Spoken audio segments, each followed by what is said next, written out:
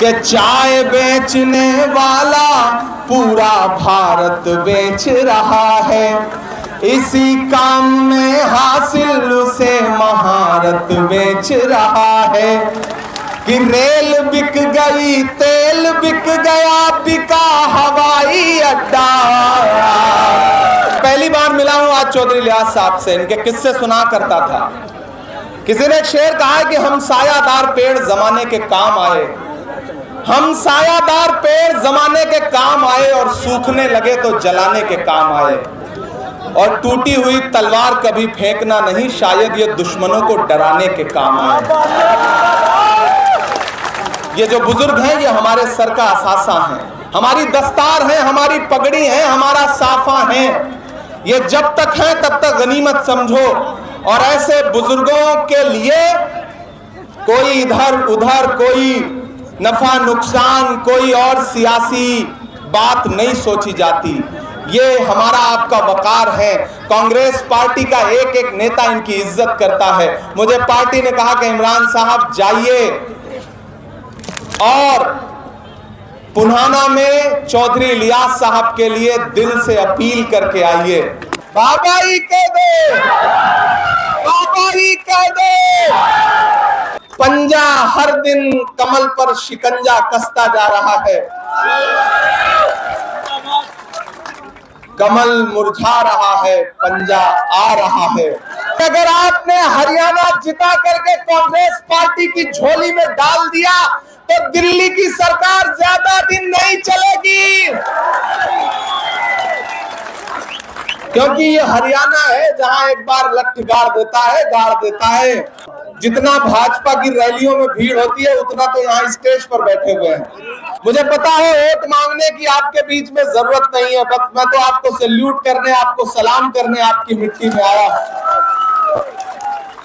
आपसे 2-3 जिम्मेदारी भरी बातें करना चाहता हूं। आने वाली 5 तारीख को आपको अपने घरों से बाहर निकलना है और न सिर्फ पुन्हाना के मुस्तकबिल का फैसला करना है बल्कि हरियाणा के मुस्तकबिल का भी फैसला करना है। ये जो 4 सूबों के इलेक्शन हैं, इन इलेक्शन पर दिल्ली की गद्दी टिकी हुई है। मीडिया के किसी भी इंसान से पूछ लीजिए, वो आपको बता देगा कि जिस पार्टी का हरियाणा होता है उसी की दिल्ली होती है। इसलिए मैं आपसे गुजारिश करने आया हूं कि इस इलेक्शन का मकसद बहुत बड़ा है। मैंने कहा ना, इस इलेक्शन का मकसद बहुत बड़ा है। दिल्ली में बैठे हुए नरेंद्र मोदी जी जब 400 पार का नारा लोकसभा में लगा रहे थे तो उन्होंने ख्वाबों ख्यालों में भी नहीं सोचा था कि वो 240 पे आके टिक जाएंगे।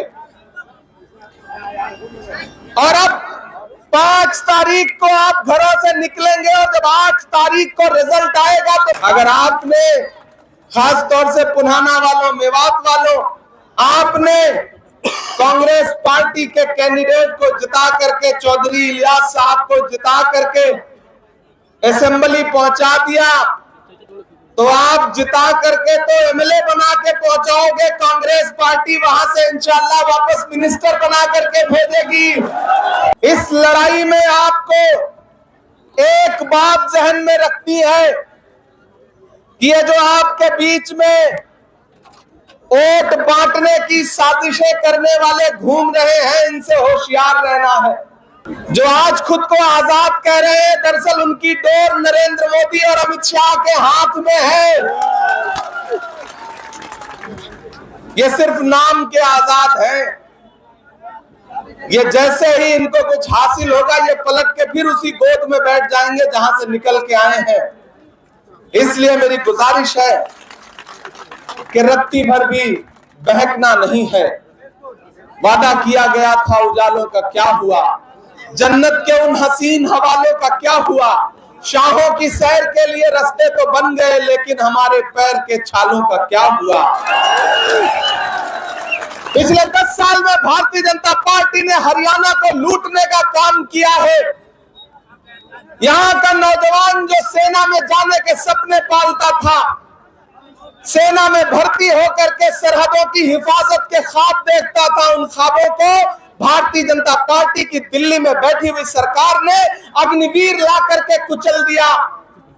प्रधानमंत्री उधर नारा देते हैं बेटी बचाओ बेटी पढ़ाओ, और हरियाणा की वो बेटियां जो ओलंपिक मेडल लाती हैं, जब वो अपना हक मांगने के लिए दिल्ली के जंतर मंतर पर जाकर के बैठती है और इंसाफ की गुहार लगाती है, तो यही भाजपा सरकार की पुलिस हरियाणा की उन्हीं बेटियों को दिल्ली के जंतर मंतर पर घसीटने का काम करती है।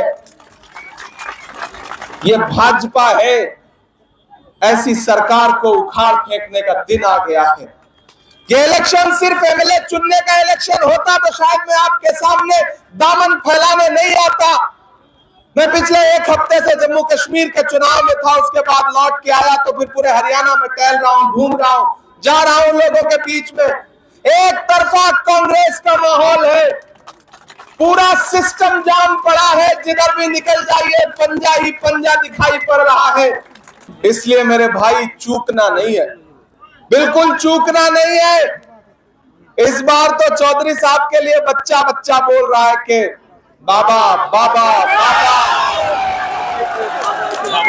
हम आतिशे सोजा में भी हक बात कहेंगे, कुंदन की तरह दहर में ताबिंदा रहेंगे।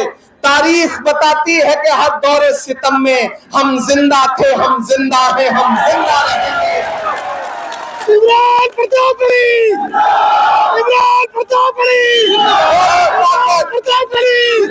कोई ताकत अब हरियाणा में कांग्रेस पार्टी की सरकार बनने से रोक नहीं सकती है।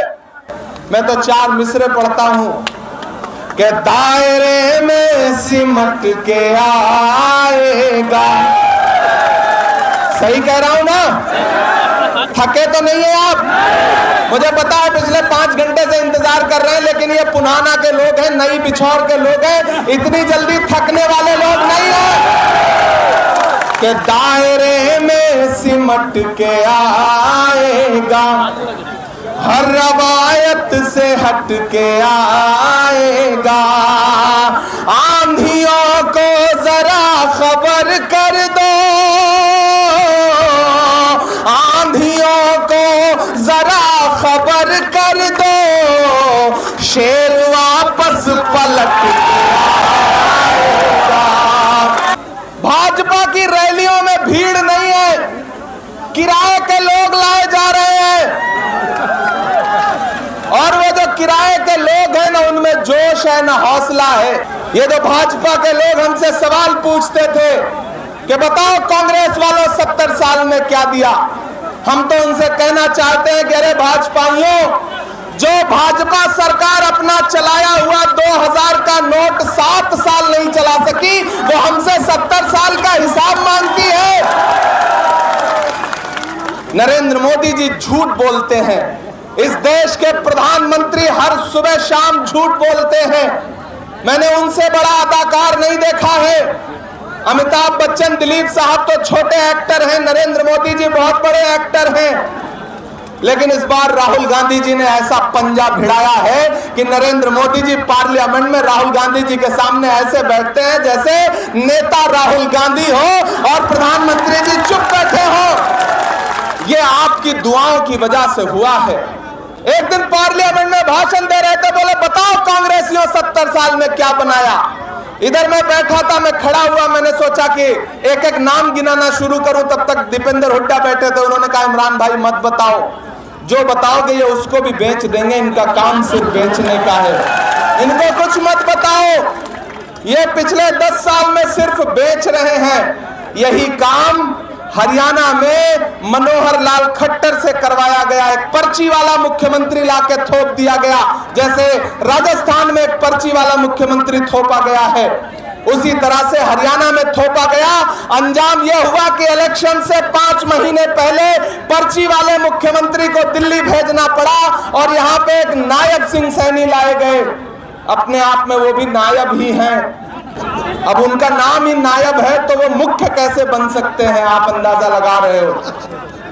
हालत यह है कि भाजपा की जनता समझ ही नहीं पा रही है कि खट्टर या नायब, नायब या खट्टर, अमित शाह या नरेंद्र मोदी, नरेंद्र मोदी या अमित शाह, कुछ समझ ही नहीं आ रहा है। सब गड्ढमड्ढ हो गया है। भाजपा जा रही है, कांग्रेस आ रही है। कोई ताकत यहां पर कांग्रेस की सरकार बनने से रोक नहीं पाएगी। आने वाली 5 तारीख को घरों से बाहर निकलिए और एक बात जहां है जैसे है बहुत खामोशी के साथ मुझे सुनिएगा जो बात कहने जा रहा हूं। मेवात वालों, यह इलाका मेरे लिए नया नहीं है।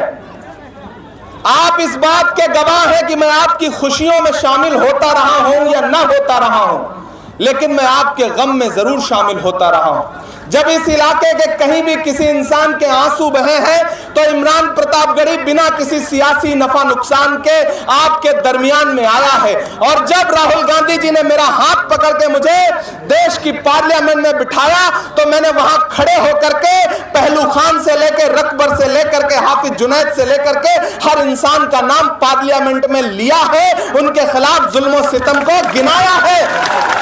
जो चीजें अब इतिहास में दर्ज हो चुकी हैं, पार्लियामेंट की कार्रवाई में वो नाम दर्ज हैं, उन्हें मिटाया नहीं जा सकता। आपके इस बेटे ने आपके लिए ये किया है, इसलिए आप पर मेरा हक है। मैं आपसे एक बात बहुत जरूरी कहने आया हूं। आप बहुत जज्बाती लोग हैं, बड़े भोले लोग हैं, सच्चे लोग हैं, जल्दी से किसी की बातों में आ जाते हैं। लेकिन एक बात मुझे बताओ मेवात वालों, पुन्हाना वालों, याद करो आज से 2 साल पहले का वो मंजर जब पूरे मुल्क में नफरत का माहौल बनाया गया था। कोई उस नफरत के खिलाफ बोलना पसंद नहीं कर रहा था, लोग आपकी परछाइयों से दामन बचा रहे थे।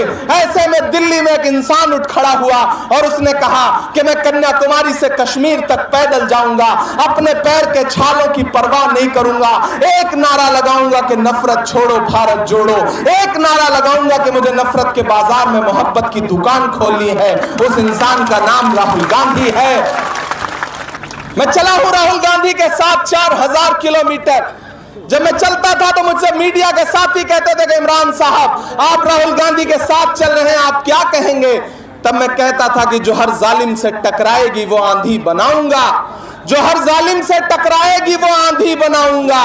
नए अंग्रेज आए हैं, नया गांधी बनाऊंगा। इस मुल्क को एक नए गांधी की जरूरत थी और वो नया गांधी राहुल गांधी आपके बीच में है। और उसका अंजाम यह हुआ कि पूरी तिकड़म लगाने के बाद भी भारतीय जनता पार्टी बहुमत के पास नहीं पहुंच पाई दिल्ली में। अब हालत यह है कि 2 बैसाखियां हैं, एक नीतीश बाबू, दूसरी चंद्र बाबू। कब एक बैसाखी सरकी, सरकार टपकी।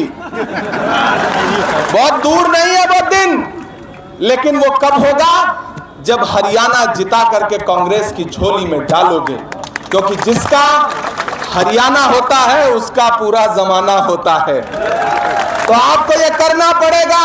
राहुल गांधी को मजबूत करना चाहते हो और अगर चाहते हो कि दिल्ली की गद्दी पर राहुल गांधी प्रधानमंत्री बन के बैठे तो उसकी शुरुआत 5 तारीख से करो। घरों से निकलो, चौधरी इलियास के लिए हाथ के पंजे के सामने वाला बटन दबाओ, यहां कांग्रेस का मुख्यमंत्री बनाओ। और आने वाले दिनों में वो दिन दूर नहीं है जब दिल्ली में भी कांग्रेस पार्टी की सरकार बनेगी और ये जितने नफरत के अलंबरदार हैं ये अपनी नफरत लेकर के अपने अपने घरों में बैठ जाएंगे। आप तो इस बात पर ईमान रखते हो ना कि मजदूर का पसीना सूखने से पहले उसकी मजदूरी उसे दे देनी चाहिए। रखते हो ना इस बात पर ईमान? ये हमारे बुजुर्गों का कौल है। हम इस बात पर ईमान रखते हैं कि मजदूर का पसीना सूखने से पहले उसकी मजदूरी उसे दे देनी चाहिए। मैं आज पुन्हाना के नई बिछौर में 12 गांवों के तमाम सरपंचों, तमाम अवाम के बीच में खड़ा होकर के यह कहना चाहता हूं कि मैंने देखा है राहुल गांधी के पैर के छाले, मैंने देखा है राहुल गांधी के माथे का बहता हुआ पसीना। मैं आज पुन्हाना में आपसे राहुल गांधी की मजदूरी मांगने के लिए आया हूं और वो मजदूरी है कि राहुल गांधी जी ने चौधरी इलियास साहब को अपना प्रतिनिधि बना करके, नुमाइंदा बना करके आपके बीच में भेजा है। अब आपकी जिम्मेदारी है कि चौधरी इलियास साहब को असेंबली पहुंचाइए। मैं कोशिश करूंगा कि आप अपने इस बुजुर्ग को असेंबली विधायक बना के पहुंचाओ और कांग्रेस पार्टी इन्हें वापस मिनिस्टर बना करके आपके बीच में भेजे। ये मैं कोशिश करूंगा। नया पाने की चाहत में पुराना छूट जाता है, तुझे अपनाऊं तो मुझसे जमाना रूठ जाता है। मोहब्बत पढ़ने लिखने में बहुत आसान है, लेकिन मोहब्बत को निभाने में पसीना छूट जाता है। गर्मी बहुत है, आप कई घंटे से परेशान हैं, भीड़ इतनी ज्यादा है कि कई लोग तो ये बल्लियों पर टंगे हुए हैं, लेकिन ये भी हरियाणा का एक रंग है। भारतीय जनता पार्टी को ढूंढे से भीड़ नहीं मिल रही है और यहां भीड़ जमीन पे आ नहीं रही है, बल्लियों पे बैठना पड़ रहा है। असली हरियाणा का मूड यही है। आप दिल्ली में किसी भी चैनल वाले से पूछ लो तो वो पहले आंख बंद करेगा, फिर बोलेगा भैया हरियाणा में तो कांग्रेस आ रही है। ये बात कहते हुए गोदी मीडिया के हलक में फंस जाती है, लेकिन बोलना पड़ रहा है बेचारों को। दिल से निकल नहीं रही है बात, दिल से ये बात पच नहीं रही है, लेकिन बोलना पड़ रहा है क्योंकि अवाम ने फैसला कर लिया है कि भूपेंद्र सिंह हुड्डा जी के नेतृत्व में जो हरियाणा था वही हरियाणा फिर से वापस लाना है। ये पुन्हाना ने फैसला कर लिया है, ये हरियाणा ने फैसला कर लिया है। याद है नरेंद्र मोदी जी का वो नारा, भाइयों बहनों, बहुत समझदार लोग हैं आप, भाइयों बहनों बोल दो आप समझ जाते हैं किसकी बात हो रही है। बहुत समझदार, बहुत होशियार लोग। भाइयों बहनों, मुझे देश के खजाने की चाबी सौंप दो, मैं देश नहीं लुटने दूंगा, चौकीदारी करूंगा। अब तो मैं पार्लियामेंट में उनके सामने बैठता हूं तो वो बेचारे नजर थोड़ी सी झुकाते हैं और मैं वहां खड़ा होकर के उनसे पूछता हूं कि कहां सोया है चौकीदार। ताऊ लगना चाहिए कि हरियाणा में खड़ा हूं, ऐसे काम नहीं चलेगा। आपकी तालियों का शोर एक एक लाइन पे दिल्ली तक जाना चाहिए। तैयार रहिएगा, मैं नज़्म सुनाता हूं आपको कि कहां सोया है चौकीदार, कहां सोया है चौकीदार। हम तो आपकी खट्टर ने कर डाला हरियाणा का बंटा धार, कहां सोया है चौकीदार, कहां सोया है चौकीदार। विजय माल्या नाक के नीचे से हो गया फरार, कहां सोया है चौकीदार, कहां सोया है चौकीदार। गैस सिलेंडर की कीमत भी 1000 के पार, कहां सोया है चौकीदार। कि रेल बिक गई, तेल बिक गया, बिका हवाई अड्डा, सब कुछ बिकता देख के खुश हैं अपने जेपी नड्डा। के जनता महंगाई की मारी, जनता महंगाई की मारी करती हाहाकार, कहां सोया है चौकीदार, कहां सोया है चौकीदार। मेरे भाई पुनाना वालों, एक ऐसा दौर है जब बोलने पे पाबंदी है, जब सोचने पे पाबंदी है, जब कुछ अच्छा सोचने पर पाबंदी है। ऐसे दौर में भी मैं झुका नहीं, मैं डरा नहीं, कहीं छुप छुपा के खड़ा नहीं। जो डटे हुए हैं महास पर, मुझे उन सफों में तलाश कर। मैं लड़ रहा हूं आपके लिए।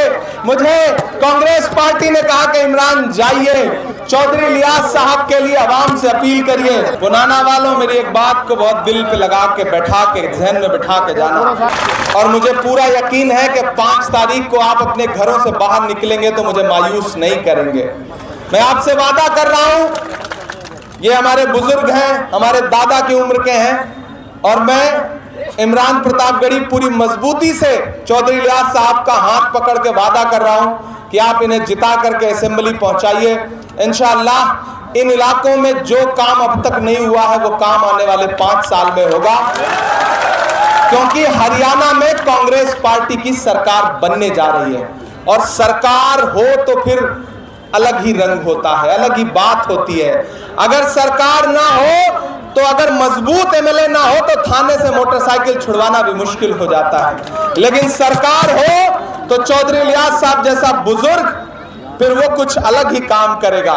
तो मैं आपसे गुजारिश करता हूं कि उठाइए अपना एक एक हाथ और मुझे यकीन दिलाइए कि 5 तारीख को घरों से बाहर निकलेंगे तो आपका एक एक वोट हाथ के पंजे के सामने वाले बटन पे दबेगा। चौधरी इलियास साहब को एमएलए बनाइएगा, बनाइएगा ना, बनाइएगा ना, यहां से चौधरी साहब को जिताइएगा ना, मेरे आने की लाज रखिएगा ना। इंशाअल्लाह आप इन्हें जिताइए, इन्हें एमएलए बनाइए। 8 तारीख के बाद मैं पूरी कोशिश करूंगा बीच में आऊं शुक्रिया अदा करने, और इंशाअल्लाह जरूर आऊंगा, ये मेरा आपसे वादा है। बहुत शुक्रिया।